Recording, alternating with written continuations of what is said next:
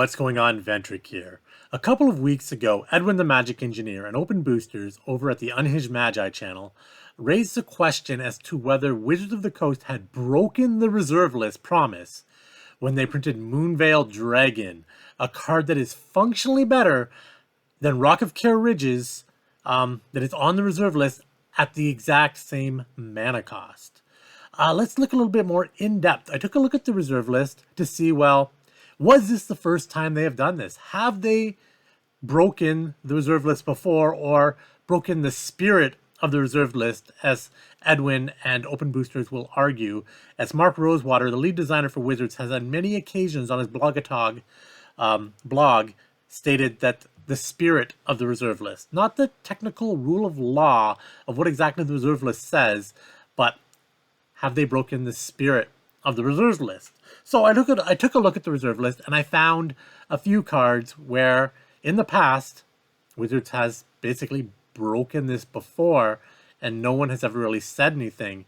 Like, are they secretly just seeing what they can get away with over many years? Are things slipping through the cracks in R&D, or is it just these are cards people don't care about? If you functionally reprint or even print a better card than Rock of Care Ridges, does anybody really care? So let's take a look at these cards. First off, we have a classic from Antiquities, the Might Stone. Here we go. For 4 colorless mana, you too can have an artifact that says all attacking creatures gain +1/+0. Your creatures get +1/+0.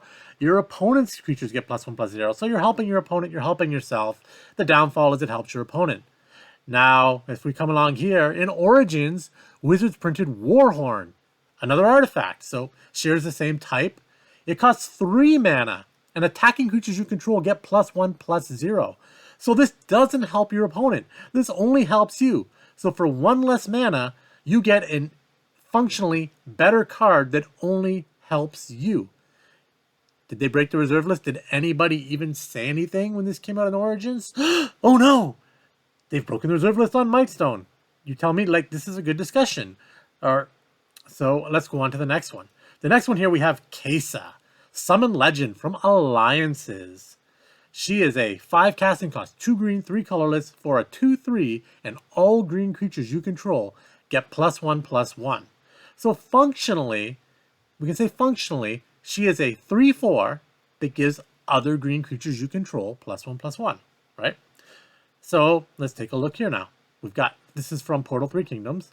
We've got Mangu, Barbarian King. He is the exact same mana cost, 2 forests, 3 colorless, for all other green creatures get +1/+1, as long as Mangu is in play. So he is a 4/4 for 5 that gives all your other creatures +1/+1, and Kesa is functionally a 3/4 for 5 that gives all your other creatures +1/+1. So again, we have 1 extra power here. This card is better.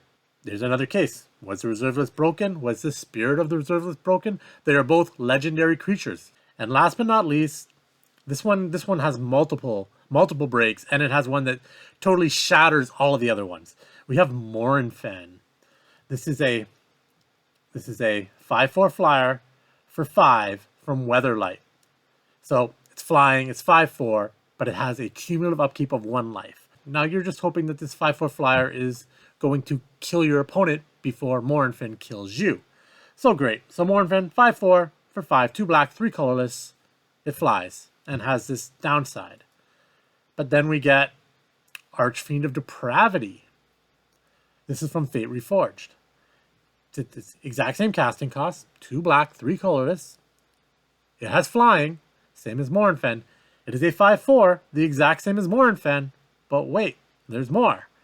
At the beginning of each opponent's end step, that player chooses up to 2 creatures he or she controls, then sacrifices the rest. So this is a creature that, instead of having a downside like Morin Fan, has a huge upside in that your opponent, as long as Archfiend of Depravity is in play, can never have more than 2 creatures at their end step. So definitely better, don't you think? And let's keep going down this train. Bone Dragon, again, is a 2 black, 3 colorless, 5/4 flyer. So all the same creature, and it has an upside of 5, 2 black, 3 colors. Exile 7 other cards from your graveyard. Return Bone Dragon from the graveyard to the battlefield tapped. This is from M19, so this is recent. This is 2 years ago.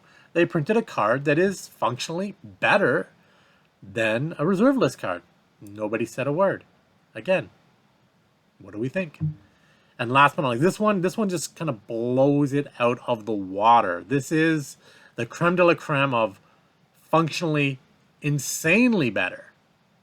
But again, Morin Fan isn't a card that anybody cares about.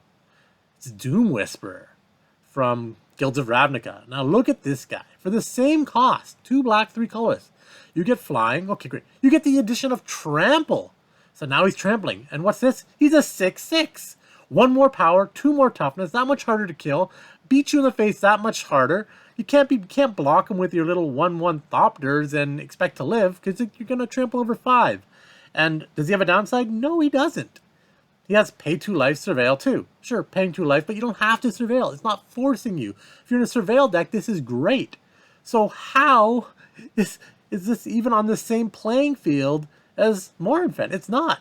They're like total opposites of the spectrum in power level. Again, nobody cares about Morin Fan. Nobody cares about Kesa. Maybe some Commander players do. Mightstone is a cool card, but nobody cares about it that much. So, where are we at here?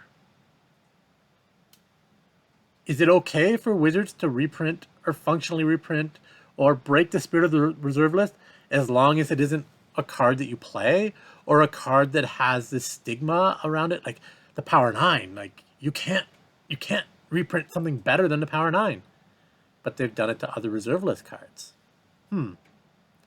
Well, that's pretty much all I have to say for today. Hope you guys enjoyed. If you haven't checked it out yet, check out Unhinged Magi's videos. My good friend MTG Moxman has also made a video on this subject. Great ways to add to this video. And as always, let me know what you think. Until next time, everybody, I hope you enjoyed this video, and be safe and have fun.